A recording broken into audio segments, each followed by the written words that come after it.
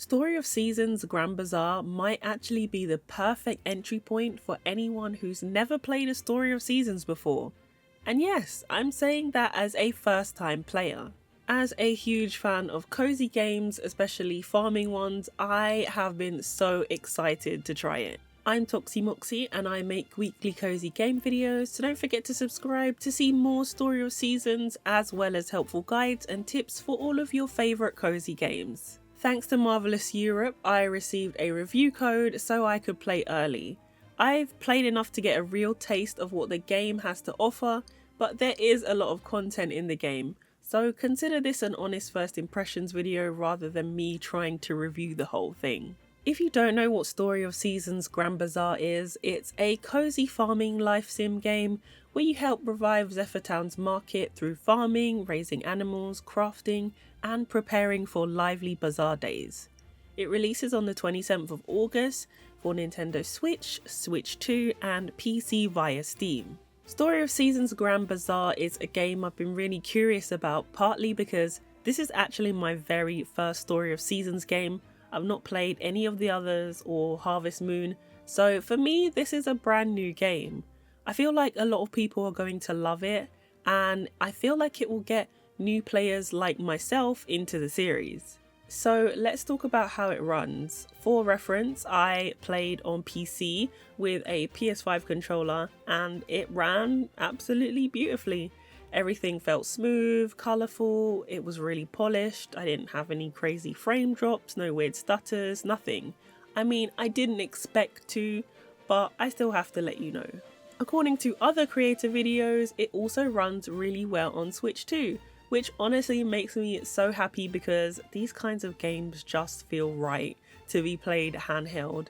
I know a lot of people prefer to play farming sims curled up on the sofa or the bed, so the fact that it performs well there too is definitely reassuring. Currently the Steam Deck compatibility is listed as unknown, so hopefully when the game comes out it will have it as listed. I assume it will be fully verified because the text is quite large in the game and it's not really a heavy game. Visually it looks really good. The art style is a nice balance between fun and clean. It's not overly simple, but it's not trying to be realistic either.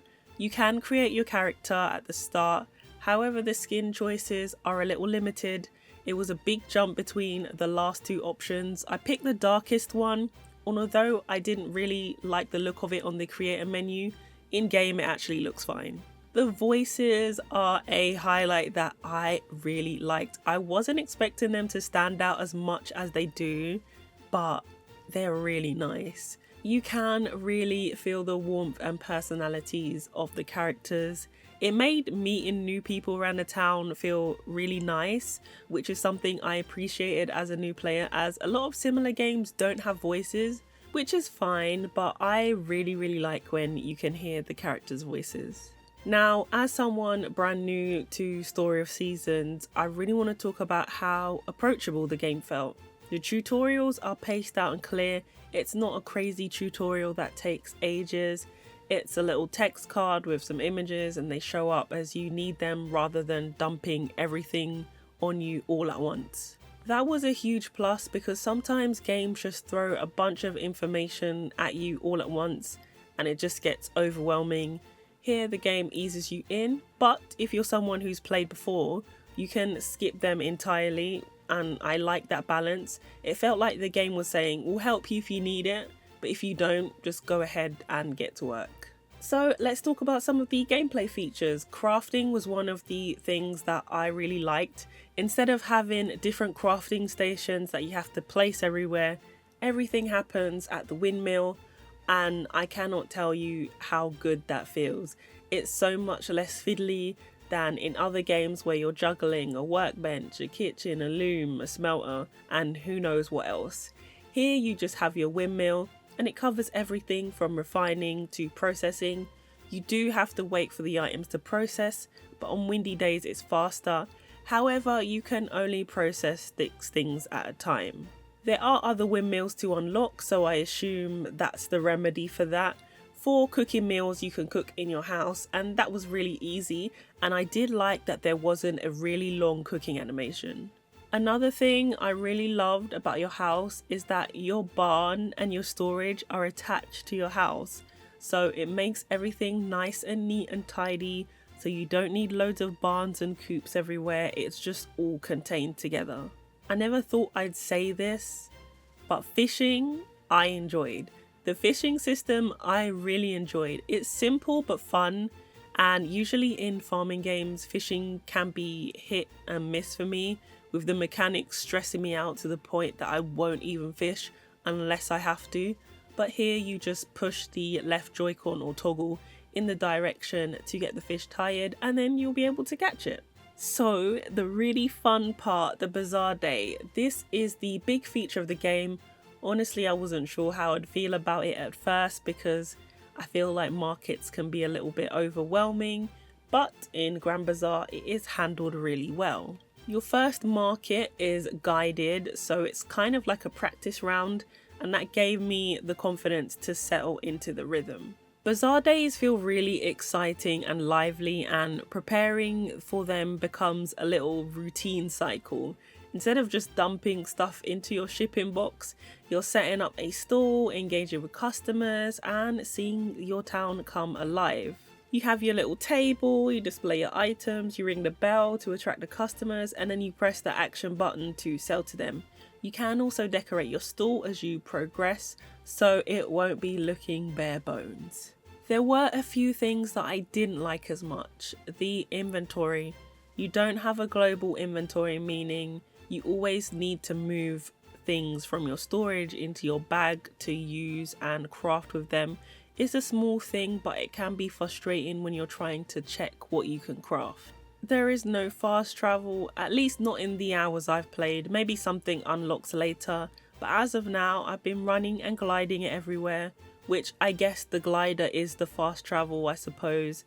But I wouldn't mind the lack of traveling if I had the ability to craft chests, but you really need to be using up or selling your items to manage your inventory and your storage. The final thing is the in-game time. It does go by pretty quickly, and I often felt like I was racing against the clock. I would have loved an option to slow it down a little so I could relax a bit more and get more out of my days, but I guess that could be fixed by giving myself a schedule on what I need to focus on each day. That said, these absolutely did not ruin the experience for me. It's just little things that I would have changed. It might not affect you at all. I really love the game. At its core, the game is just so cute and rewarding. I love the sense of routine that built up as I took care of the animals, chatted with the villagers, cooked, crafted, and got ready for each bazaar day. There's a nice balance of structure and freedom, enough of a schedule to give you goals, but also enough flexibility that you can choose how you want to spend your time. Some days I just focused on gathering or trying to speak to everyone. It always felt like there was something meaningful to do without being overwhelming. Honestly, as my first Story of Seasons game, I feel like it has been a great entry point. It feels welcoming, cozy, and it does feel different from other farming sims, and that it stands out. I think fans of the series will find familiar comfort here, but newcomers like me will also feel at home. So overall, my first impressions so far are that I really love it. I did have a hard time coming off the game. Right now, I want to play more, so I guess that's a good thing. Right now, I feel confident to recommend this game. There are lots of releases this year. I do feel like this is one of the biggest ones, and I've been enjoying it. So I really hope that if you can give it a go, you will enjoy it too. I'll be making more videos on Story of Seasons Grand Bazaar, so if that sounds good to you, definitely hit subscribe so you don't miss them. And again, since this is my first Story of Seasons game, I would like to know from you, what was your first game in the series, and do you think you'll be getting this game? Let me know in the comments because I think everyone's first experience with this series must have been a little bit special. Thank you so much for taking the time to watch this video. I really appreciate it, and I hope you have an amazing week ahead. Take care. Bye.